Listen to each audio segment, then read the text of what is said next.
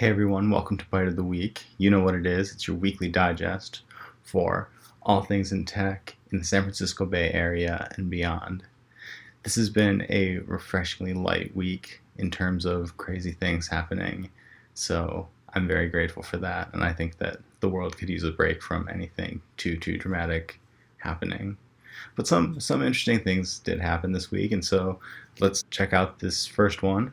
Verizon has been on a streak of buying has-been internet companies, and they started out with AOL. They added Yahoo to the fold, and they are merging them together into a new company called Oath. And I'm totally lost. I think everyone in the world is lost on why this new Yahoo plus AOL equals Oath, a Verizon company, where that comes from, why they're doing that. It's totally a mystery. AOL obviously was really big back in the day, one of the very first internet providers, and then they just kind of fell into oblivion in the past, and basically after the dot-com bubble burst earlier in the, several years ago.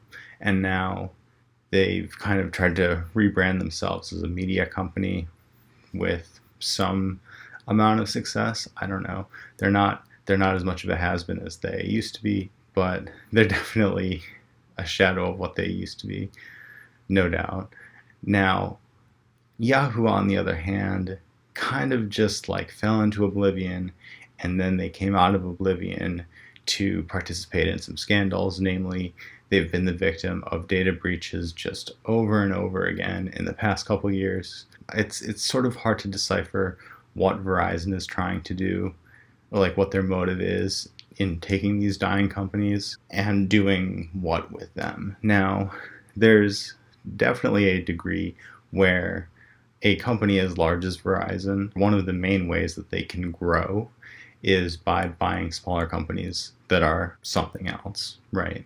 So we can say, oh, we added the assets of like this new company into the Verizon conglomerate, and that looks good on paper. That'll be nice for the shareholders. And as much as it's easy to make fun of Yahoo and AOL for being jokes these days, they still have a lot of smart people. They have a lot of intellectual property.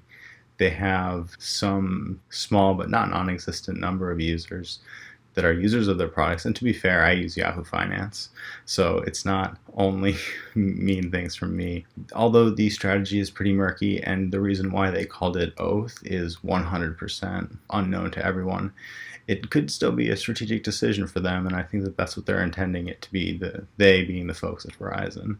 So it'll be interesting to see what they do with that. A few months ago, Udacity, the online learning platform, started a course to teach people the engineering skills that they would need to work on a self-driving car. I saw that at the time. I was kind of interested in it, but I didn't sign up and just kind of forgot about it for a little while. But I knew it was there, it was happening, fine. 6 months later, we have a chance to see what they're up to, and it turns out that they've gotten so much participation, they've gotten so much activity on that Udacity is spinning out that course and the body of work that's been built up in the last 6 months. They're spinning it out into a new company, and it's called Voyage. Now, the idea for this is that unlike Uber, unlike Google, and all the Tesla and all these other folks that are making self-driving cars, instead of like closely guarding their secrets and, maybe stealing other companies' secrets in the case of Uber, instead of doing all that, this new company, Voyage, is going to have their software be open sourced.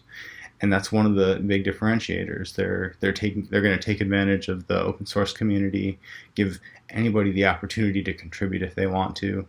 And that'll be, really cool to see what the collective conscious of the internet and of folks out there that maybe don't work for a company that does self-driving cars, what those people will be able to contribute. And I think that's really cool. I know almost nothing about self-driving cars, but I'll definitely look at the code base and see if I can contribute something. I think that'd be super awesome. Now, another one of the differences between Voyage's self-driving cars and others is that Voyage is not focusing on building a totally new car. They're actually focusing on being able to retrofit existing cars. And if they can do that, that'll be really nice because there are a lot of people out there that have cars already.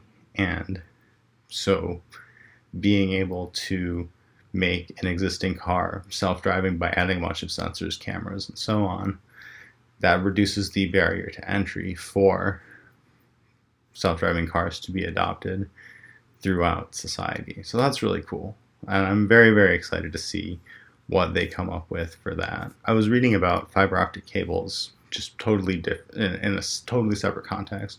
But I found out that Google announced this week that they're going to be building an underwater fiber optic cable, and they call it the Indigo cable. It'll be about 5,600 miles long and connect Singapore, Jakarta, Perth, and Sydney. So it's going to be going from Asia down through Indonesia and then off to Australia, and then connect two parts of Australia together. And it's a pretty big project. It's a pretty cool project. And it's basically just going to be delivering a much, much faster internet connection between those parts of the world. Those are, islands. Well, one is a continent, but it looks like an island. It's kind of isolated from, Europe, Asia, the Americas, Africa. It's just like Southern Pacific is kind of like an isolated corner of the world. And not that they don't have internet access already, but it will give them a much better connection, much more capacity to send and receive communications. The official statement from Google says that this cable will have the capacity to handle 8 million Google Hangouts calls. So if that gives you a sense of like what kind of capacity we're talking about here, obviously it's not just going to be used for that. It's going to be used for all kinds of internet stuff, but they just wanted to give you like a concrete example of what kind of capacity is getting added. And so that's really cool. That's coming in 2018 and will cost a little over $75 million from what I understand to build. Congratulations to Australia and Indonesia and Singapore on your greater internet connection. It's kind of an interesting thing to think about. We think about like the internet or the cloud or something like that. And in reality, it's not a cloud. It's not like the internet isn't just a thing. There are physical servers, there are physical cables that run all over the world, data centers that just have their own very unique, very heavy technological challenges associated with them. And having undersea cables that connect different continents to each other, that cross oceans for thousands of miles, that's one of the infrastructure things that sort of gets overlooked by the general population. So I wanted to highlight that for you today. Now, speaking of the internet, a guy named Tim Berners-Lee, whom you may have heard of or you may not have heard of, he won the Turing Award, and that's basically like the Lifetime Achievement Award. It's like the Nobel Prize, not really political like the Nobel Prize is, but it's a Lifetime Achievement Award for people who have contributed in some way to the world of computer science and computing in general.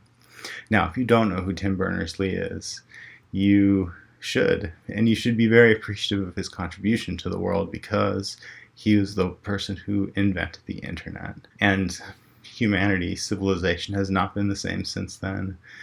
The world would be unimaginably different than it is now if the internet did not exist. I think, folks that are about my age and older can remember that. But, folks younger than me pretty much grew up with it.